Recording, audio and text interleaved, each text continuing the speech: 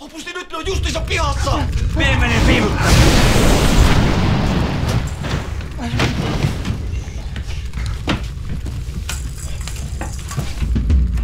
Jääpä se lentättää serifit näin vaatimattoman maihan vierailuun. No terve. Ei kun ajoimme ohi tästä ja päätimme pistäytyä kysymään, että Aukko kuuluu ammusta. Voi epäillä, että on tapahtunut salakauppa. Minun mailla ei mettä.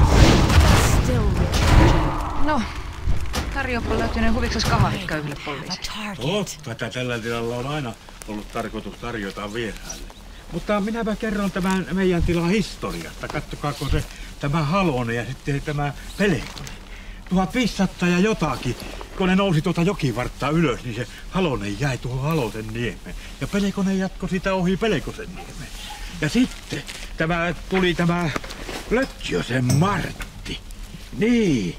Ja se ajatteli, että kun kaikki jokivarren paikat oli varattu, niin se päätti palata takaisin tänne Kemiin. Päivää virkasvalta.